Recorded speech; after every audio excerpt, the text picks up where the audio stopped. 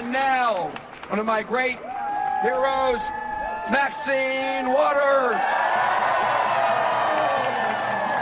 Wow, wow, wow. Look at this crowd. Elon Musk, where are you? Bring your ass over here so you can see who's here and what we're doing. We're not afraid of you. We know that you are the co-president now of the United States of America. But ladies and gentlemen, I want you to follow very closely what he's doing and how he has done it. First of all, we're here at the Consumer Financial Protection Bureau. What is it? This is so important. Prior to this being organized in the Dodd-Frank reforms, consumers didn't have any place to really file complaints. They didn't have anywhere to go when the biggest banks in America was ripping them off. The student loans were being undermined. They didn't have any place to go. But guess what? The Consumer Financial Protection Bureau was organized in a way to deal with people who are the victims of fraud by the biggest corporations in America. And so, what do? They're holding mega banks accountable for violating the law. They're protecting service members from illegal fees, high interest loans, and false advertising. Stops discrimination in housing and the U.S. economy. Protects students from scams. Why does Elon Musk want to get rid of all of this? Because he's a thief. He's a gangster. He brings his billionaire friends along with him because they think that they can take over this country. And Trump has said, you give me enough money, you can have it. And that's what he has done. He has turned over our country to Elon Musk. We didn't elect him. We didn't select him. We didn't ask for him. And we don't want him. And so, if he thinks we're pushovers, he got another thought coming. We are prepared to fight. We're prepared to fight. And while he is collecting all of the data, he has violated our privacy. He has violated our privacy, and he keeps going. Well, you know, we fought him over at Treasury. Remember, he took his little gangsters in, and they stole our private information.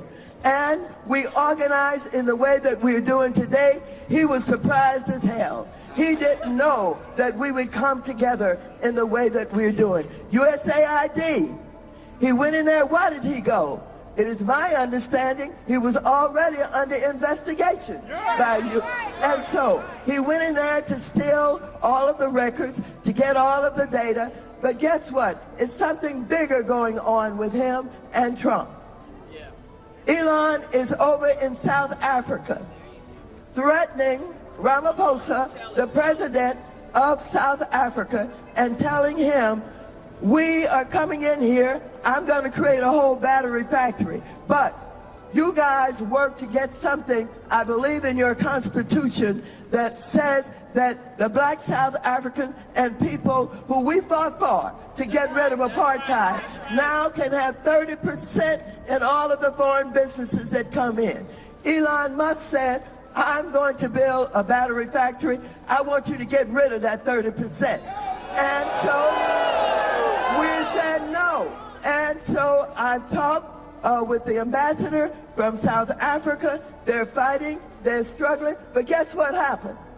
Trump announced that they're going to get rid of all the foreign aid if he doesn't do it. And they're reorganizing all of the right-wing old people that we fought in order to get rid of apartheid. But now these gangsters are going to threaten and bluff them and take over South Africa by going in and developing all of Elon's businesses and the battery factory. This is thievery.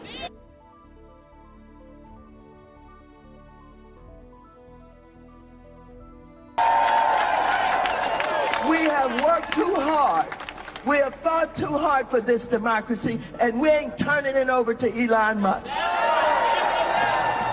I want Elon Musk to know that we're going to stop him. I don't care what he thinks about his power. I don't care what he thinks about his ownership of this country. First of all, I want you to applaud the courts. They're doing a pretty damn good job right now. They're doing a pretty damn good job, but they will be as strong as we are. When we show up in the numbers like we're doing today, it sends a message to the courts that we mean business. Do we mean business?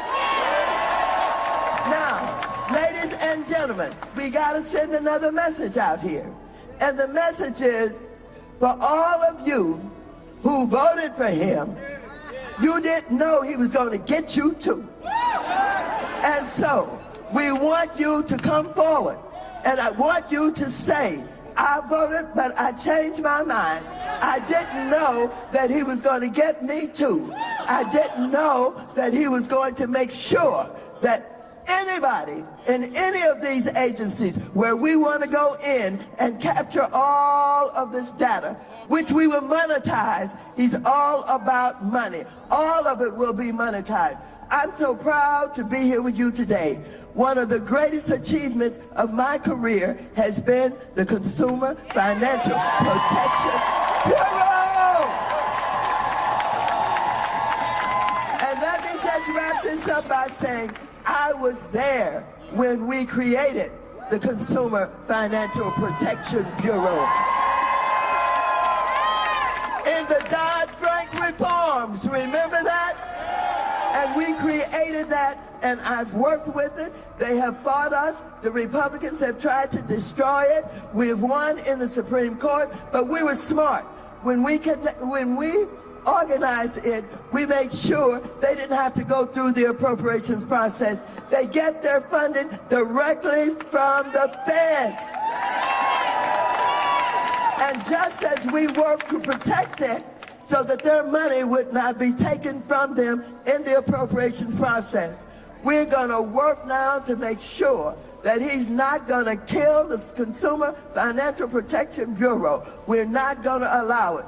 They lied on us when we were over at the Department of Education. They said, that's what Trump said. He said that we were breaking in. We ain't breaking in nowhere. We're using our power. We're using our collective power. We're standing up. We're speaking out. And this is our country, and we're not going to let Elon Musk have it. He can't have it. So, Elon, come here and face us. Bring your ass on over here. Come on over here and face us so you can hear from us. You can see us. You can look us in the eye. We're not afraid. Are we going to fight? Yeah. Are we going to win? Yeah. Is this our country? Yeah. Are we going to let it be sold? No. Are we going to tell Trump, get out of the way and take your thieving Elon Musk with you? Thank you very much.